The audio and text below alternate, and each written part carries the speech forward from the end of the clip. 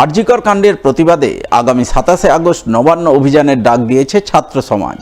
আর ছাত্র সমাজের ডাকা এই নবান্ন অভিযানে এক যুবতীর অংশগ্রহণ রুখতে অতি সক্রিয়তার অভিযোগ উঠল মালদা থানার আইসির বিরুদ্ধে, যার প্রতিবাদে সোমবার আইসির ভাড়া বাড়ির সামনে দীর্ঘক্ষণ অবস্থান ধর্ণা দিয়ে আইসির বিরুদ্ধে জোর বিক্ষোভ দেখালেন ওই তরুণী, যাকে কেন্দ্র করে এদিন পুরাতন মালদার বাচামারি পালপাড়া এলাকায় ব্যাপক উত্তেজনা তৈরি হয়। মালদা থানার পুলিশ অবস্থান ধর্ণা তুলতে এলে আরও উত্তেজনাময় পরিস্থিতি তৈরি হয়। ধর্ণায় বসা তরুণী সহ এলাকার বেশ কিছু যুবক পুলিশের সঙ্গে রীতিমতো বাক বিতণ্ডায় জড়িয়ে পড়েন।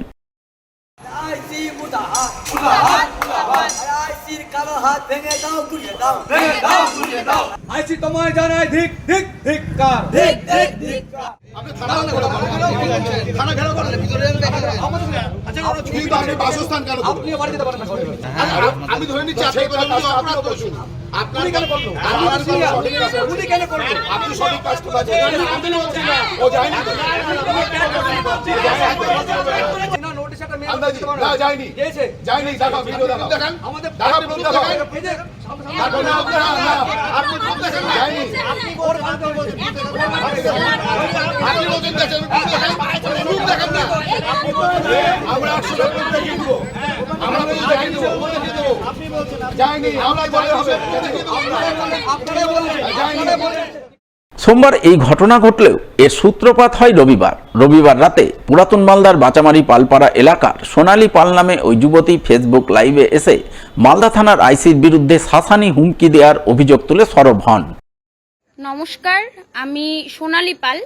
আমাদের আইবি থেকে বারবার আমাকে ফোন করা হয়, ফোন করে বিভিন্ন রকম ধমকি দেওয়া হয় এবং আজ রাত্রে এত রাত্রে থানার আইসি আমার বাবাকে ফোন করে বলে আপনি কোথায় আছেন, আমরা আপনার বাড়িতে আসছি। বাবাকে এই বলে হ্যারাস করা হয় এবং আমাদের বাড়িতে আইসি আসেন। আইসি এসে বাবাকে বলছেন আপনার মেয়ে কোথায় যাচ্ছে এবং কতজনকে নিয়ে যাচ্ছে তার লিস্টটা আপনি আমাকে দেবেন। এইভাবে আইসি এসে আমাদেরকে হুমকি দিয়ে যায়। তবে এখানেই থেমে থাকা নয়। সোমবার সকাল থেকে ওই যুবতী পালপাড়া এলাকায় মালদা থানার আইসি মৌমান চক্রবর্তীর ভাড়া বাড়ির সামনে অবস্থান ধর্নায় বসেন এবং এলাকার বেশ কিছু যুবককে নিয়ে আইসির বিরুদ্ধে জোর স্লোগান দেন। আইসি মুদাহাত মুদাহাত মুদাহাত, আইসির কালো হাত ভেঙে দাও, গুড়িয়ে দাও, ভেঙে দাও, গুড়িয়ে দাও। আইসি তোমায় জানাই ধিক ধিক ধিক্কার, ধিক ধিক ধিক্কার। আইসি যদি প্রকাশে ক্ষমা চেয়ে নেয়, কেন ক্ষমা যাবে?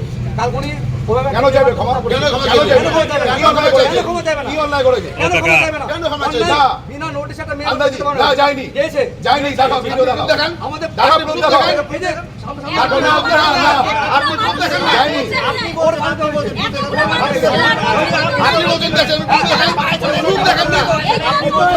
আমরা 800 টাকা প্রুফ দেখিয়ে দেবো, আমরা প্রুফ দেখিয়ে দেবো, আপনি বলছেন যায়নি আমরা বলে হবে আপনারা বললেন, যায়নি।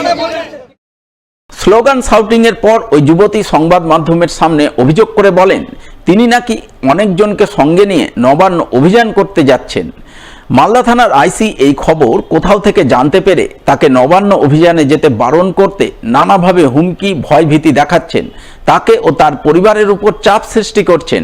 এর প্রতিবাদেই তিনি আইসির বিরুদ্ধে ধর্নায় বসেছেন।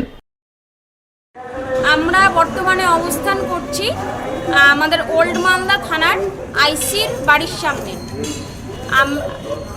গতকাল আইসি আমার বাড়িতে রাত্রিবেলা হানা দেয় এবং আমার বাবাকে বলে যে আমি যেন নবান্ন অভিযানে না যাই। আইসি কোথায় থেকে ডেটা পেয়েছে আমি জানি না, আইসি কোথায় থেকে শুনেছে আমি জানি না যে আমি অনেকগুলো ছেলে মেয়ে নিয়ে কলকাতা নবান্ন অভিযানে যাচ্ছি। আমি যাচ্ছি কি না সেটা সম্পূর্ণ আমার নিজস্ব মতামত। এই গণতান্ত্রিক দেশে আমার বাক স্বাধীনতা রয়েছে। আইসি আমার কথা কোনো কিছু শোনেনি, না শুনে তখন আমাকে পারিবারিকভাবে আক্রমণ করতে শুরু করেছেন। পারিবারিকভাবে প্রথমে আমার বাবাকে, ভাইকে বিভিন্নভাবে চারিদিক থেকে পারিপার্শ্বিকভাবে আমাকে আক্রমণ করছেন এবং উনি বারবার বলছেন আমি যেন নবান্ন অভিযানে না যাই। আইসির কিসের ভয়? আমি যদি নবান্ন অভিযানে যাই তারপরেও আইসির কিসের ভয়? এই প্রশ্ন আমি আইসির কাছে রাখতে চাই। এদিকে আইসির ভাড়া বাড়ির সামনে এক যুবতীর অবস্থান ধর্ণা দেওয়ার খবর জানতে পেরে মালদা থানার পুলিশ ঘটনাস্থলে ছুটে গিয়ে ধর্ণা তোলার চেষ্টা করে। ওই সময় ওই যুবতী সহ এলাকার বেশ কিছু যুবক পুলিশের সঙ্গে তুমুল বাক বিতণ্ডায় জড়িয়ে পড়েন, যাকে কেন্দ্র করে এলাকায় ব্যাপক উত্তেজনা তৈরি হয়। যদিও শেষমেশ পুলিশ অবস্থান ধর্ণা তুলতে সক্ষম হয় বলে জানা গেছে। নবান্ন কে যাবে আমরা জানি নাকি? নবান্ন কে যাবে আমরা জানি না। সব আছে, নবান্ন কে যাবে আমরা জানি না। সেটা আপনি চলেন, আমিও যাবো। নবান্ন আমরা সবাই যাবো।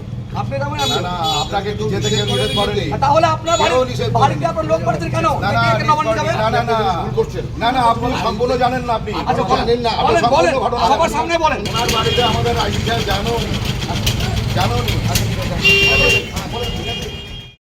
যদিও এই বিষয়ে মালদা থানার আইসির তরফে কোনো প্রতিক্রিয়া মেলেনি। মানিকচকের ভূতনির উত্তর চণ্ডীপুরের বন্যা পরিস্থিতির আরও অবনতি হওয়ার সম্ভাবনার কথা জানতে পেরে আগাম তৎপর হয়ে উঠল মালদার জেলা প্রশাসন। তৎপরতার অঙ্গ হিসাবে সোমবার ভূতনিবাসীকে আগাম নিরাপদ আশ্রয়ে সরিয়ে ফেলার প্রস্তুতি শুরু করলেন মালদার জেলা শাসক নিতিন সিংহানিয়া। এই উদ্দেশ্যে তিনি Manikchak college, Mathurapur Tilak Sundari girls high school, Mathurapur football ময়দান এবং কাঁকড়িবান্ধা প্রাথমিক বিদ্যালয়ে এদিন পরিদর্শন করেন। সেই সমস্ত স্থানে ভূতনির বন্যা কবলিত মানুষজনকে কিভাবে রাখা হবে তার রূপরেখা তৈরি করেন বলে জানা গেছে। আজকে ডিএম স্যার এসছেন। আমাদের উত্তর চণ্ডীপুর জলটা বাড়ছে, আগামী দিনে আরও বাড়বে। তার জন্যই আমাদের ডিএম স্যার, এসডিও সাহেব, বিডিও সাহেব, ডিএমও সাহেব এবং এসআই, পুলিশ পক্ষ, আইসি সবাই এসছে, আমরাও এসছি। আমরা দেখে নিলাম আমাদের স্কুলগুলো, কোন স্কুলগুলোতে আমরা রেস্কিউ করে ওদেরকে রাখবো। আর কলেজটাও দেখলাম, আমাদের মানিকচক কলেজ এবং তিলক সুন্দরী গার্লস স্কুলের সামনে যেটা বিএসসি স্কুলের মাঠ আছে ওটা দেখলাম। আর একটা কাঁকড়িবান্ধা প্রাইমারি স্কুল দেখলাম। আর সেই জায়গাগুলো দেখে আমরা একটা ঠিক করে নেবো যেখানে রেস্কিউ করে আনা হবে। আর সত্যিই ওদের অবস্থা খুব শোচনীয়। তাদেরকে আমরা একটাই বার্তা দেবো, যাতে উত্তর চণ্ডীপুরের সমস্ত এলাকাবাসীকে এটাই বলবো যে তারা সেফলি এদিকে চলে আসলে ভালো হয়, কারণ জলটা আরও বাড়বে। সোমবার মালদার রতুয়া 1 নম্বর ব্লকের ভাঙন কবলিত এলাকা পরিদর্শন করে কেন্দ্রীয় অসহযোগিতার অভিযোগ তুলে সুর চড়ালেন তৃণমূলের রাজ্যসভার সাংসদ মৌসম নূর। এদিন তিনি রতুয়া 1 নম্বর ব্লকের ভাঙন কবলিত মহানন্দাটোলা ও বিলাইমারি অঞ্চল পরিদর্শন করেন।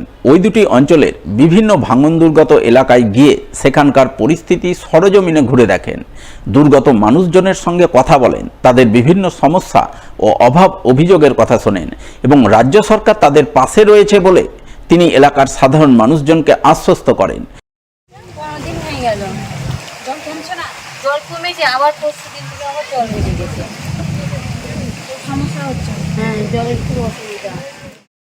পরে রাজ্যসভার সাংসদ মৌসম নূর সংবাদ মাধ্যমের মুখোমুখি হয়ে বলেন, মহানন্দাটোলা ও বিলাইমারি অঞ্চলের ভাঙন পরিস্থিতি ভয়াবহ অবস্থায় রয়েছে। গঙ্গা এবং ফুলহারের মাঝে মাত্র 300 মিটারের মতো দূরত্ব রয়েছে। এই দূরত্ব কেটে গিয়ে গঙ্গা ও ফুলহার নদী মিশে গেলে পরিস্থিতি আরও ভয়াবহ রূপ ধারণ করবে। মালদার মানচিত্র বদলে যাবে। তাই তারা দীর্ঘদিন ধরেই ফরাক্কা ব্যারেজ কর্তৃপক্ষ এবং কেন্দ্রীয় সরকারকে ভাঙন সমস্যার স্থায়ী সমাধানের জন্য দাবি জানিয়ে আসছেন, কিন্তু কেন্দ্রীয় সরকার সমস্যা সমাধানে এগিয়ে আসছে না। আপনারা সবাই জানেন যে মালদায় যে আমাদের গঙ্গা এবং ফুলাহারে ভাঙন শুরু হয়েছে এবং আজকে আমরা রতুয়ার মহানন্দটা বিলাইমারি এলাকা পরিদর্শন করতে এসেছিলাম এবং এখানে অলরেডি আমরা দেখেছি বিভিন্ন জায়গায় ভাঙন শুরু হয়েছে, জলও বেড়েছে এবং সবথেকে ভয়াবহ পরিস্থিতি যেটা হতে চলেছে যে গঙ্গার ফুলাহার, যেহেতু গঙ্গার প্রচুর বাড়ছে এবং আগামী দিনে যদি এই দুটো নদী মিলে যায় তাহলে একটা ভয়াবহ পরিস্থিতি তৈরি হবে এবং পুরো মালদার মানচিত্র চেঞ্জ হয়ে যাবে। আমাদের গঙ্গা প্রচণ্ড জল বেড়ে আছে, এই কথাটা আমি বারবার করে পার্লামেন্টেও তুলেছি। এটা যেহেতু আমাদের কেন্দ্র সরকার ফারাক্কা বারাজের আন্ডারে আছে, ওদেরকে বারবার করে অনুরোধ করা হয়েছে যে ইমিডিয়েটলি আপনারা যাতে কাজ করেন এবং একটা পার্মানেন্ট কাজ করতে হবে। যত রকমের সহযোগিতা লাগবে রাজ্য সরকার করতে রাজি আছে, কিন্তু আমরা কেন্দ্র সরকারের কাছ থেকে, ফারাক্কা বারাজের কাছ থেকে কোনো সহযোগিতা পাচ্ছি না, এটাই